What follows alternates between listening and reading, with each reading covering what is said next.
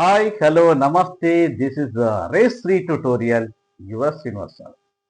So ఈరోజు మనం చర్చించేటువంటి topic ఏదంటే సంశ్లిష్ట వాక్యాల వాటి గురించి రకరకాలుగా చర్చిద్దాం.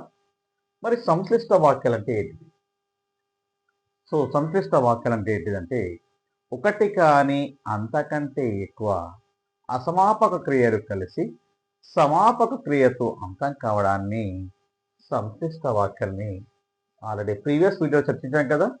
మరి వాటి యొక్క రకాలు డైరెక్ట్ బిట్ అడుగుతాడండి.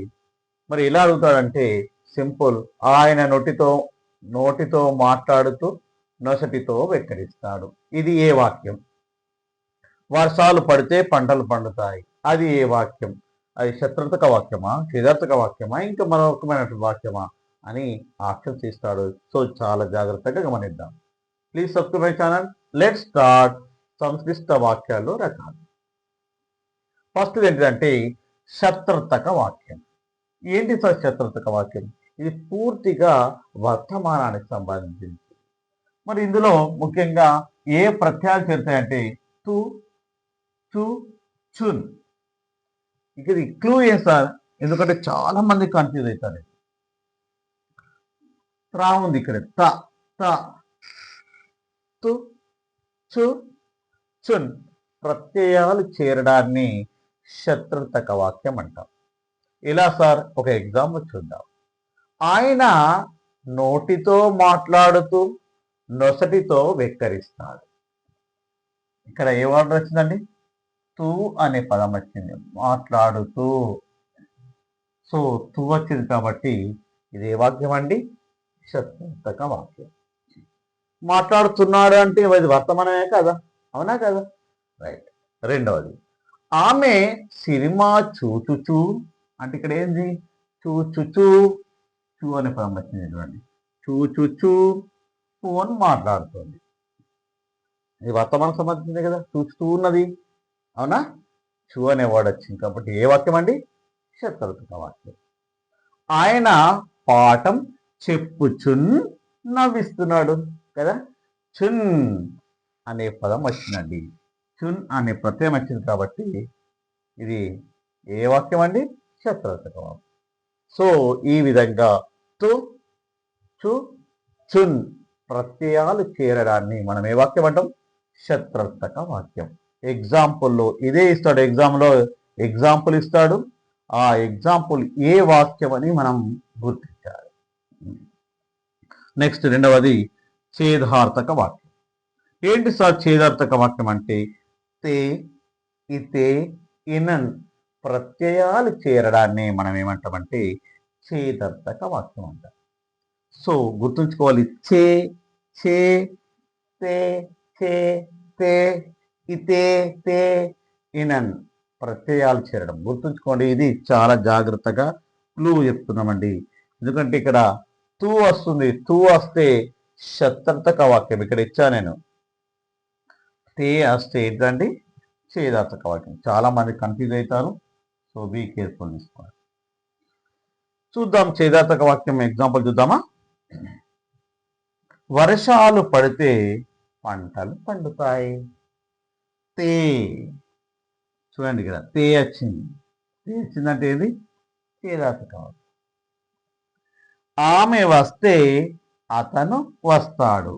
వస్తే అతను వస్తాడు. వస్తే ఇతే, ఇతే వచ్చింది కదా. వస్తే ఇతే, వస్తే ఇతే, ఇతే వచ్చింది కదా. సో ఇదేది? ఛేదార్థక వాక్యం. వానలు కురిసినన్, ఇనన్, కురిసి ఇనన్, ఇనన్.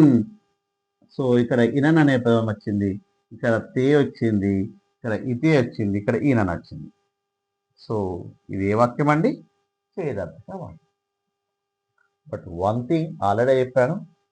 సో తే, ఇక్కడ తే వచ్చిందండి. తే వస్తే ఏంది?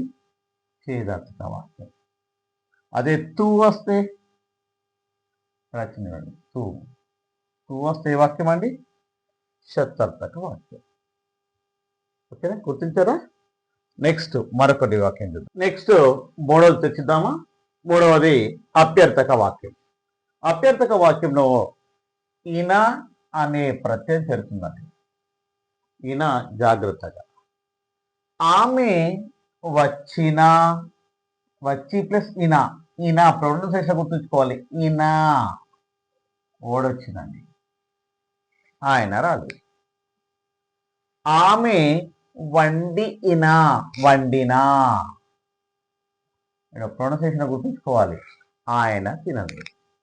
అంటే ఇక్కడ ఏమొచ్చిందండి, ఈయన అనేటువంటి ప్రత్యయం చేరింది కాబట్టి ఇది ఏ వాక్యం అండి, అప్యర్థక వాక్యం. కానీ ఇక్కడ గుర్తుంచుకోవాల్సిన జాగ్రత్త అంటే ఈయన వస్తే మనకు గమనించడం ఏది, అప్యర్థక వాక్యం. మరి ఇనన్ ఇంతకుముందు చదువుకున్నాం కదా, ఏది చతుర్థక వాక్యం తర్వాత చేదార్థక వాక్యం చదువుకున్నాం. చేదార్థక వాక్యంలో ఏమొచ్చిందండి, ఇనన్. సో ఇనన్, వర్షాలు కురిసినన్, ఇనన్. సో ఇది ఏదండి, చేదార్థక వాక్యం కదా. సో ఎగ్జాంపుల్ జాగ్రత్తగా ఎగ్జాంపుల్ ఇస్తాడు. మనం ఇన అంటే ఏది, ఇనన్ అంటే ఏదో చాలా జాగ్రత్తగా ఇక్కడ క్లియర్గా మెన్షన్ చేశానండి, కన్ఫ్యూజ్ కాకూడదు. ఓకేనా. నెక్స్ట్ ఫోర్త్ వన్కి వెళ్దాం. ఫోర్త్లో త్యర్థక వాక్యం. ఇందులో ఈ అనేటువంటి ప్రత్యయం చేరుతుంది. ఏంటి సార్, ఉదాహరణ చూద్దాం. లక్ష్మి అన్నం తిని బయటకు వెళ్ళేది.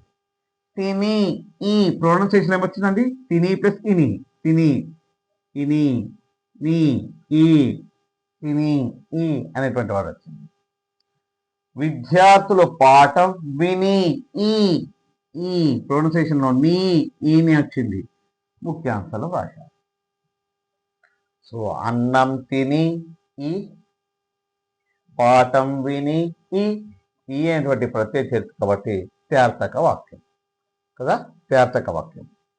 సో ఈ అనేది త్యార్థక వాక్యం అని, ఇదే మాత్రం చేదర్థక వాక్యం. చాలా జాగ్రత్తగా గమనించండి.